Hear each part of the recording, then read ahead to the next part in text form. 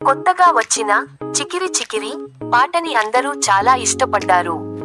మరి అది మనకి ఎలాంటి అప్డేట్ ఇస్తుందో చూద్దాం.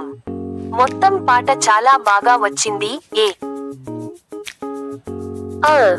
రహమాన్, బుచ్చిబాబు, అలాగే గాయకుడు కూడా అద్భుతమైన ఎనర్జీతో చేశారు.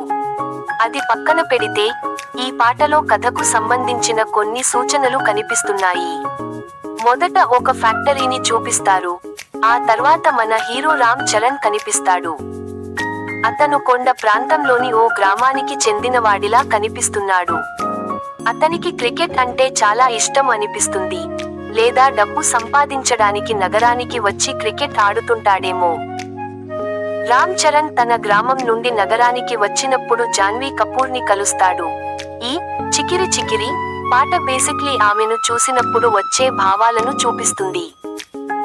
పాటలో గ్రామం మరియు నగరాన్ని కలిపే ఒక రైల్వే ట్రాక్ ని కూడా చాలాసార్లు చూపించారు, అంటే అది కథలో ముఖ్యమైన భాగమై ఉండొచ్చు.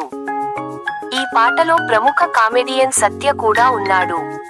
మొత్తానికి పాటలో క్రికెట్ మరియు జాన్వీ కపూర్ పాత్రలను బాగా హైలైట్ చేశారు. అంటే జాన్వీ పాత్రకు కూడా మంచి ప్రాధాన్యం ఉన్నట్టే ఉంది. ఆమె కోసం ప్రత్యేకమైన కథను రాసి ఉండొచ్చు. ఇక సుకుమార్ దర్శకత్వంలో వస్తోందని చూస్తే కథలో పెద్ద లాజికల్ తప్పులు ఉండవని చెప్పొచ్చు. మొత్తానికి రామ్ చరణ్ ఈ సినిమాతో ఒక స్ట్రాంగ్ కంబ్యాక్ ఇస్తున్నాడని స్పష్టంగా తెలుస్తోంది. మీరు కూడా అలాగే అనుకుంటే కింద కామెంట్ చేయండి.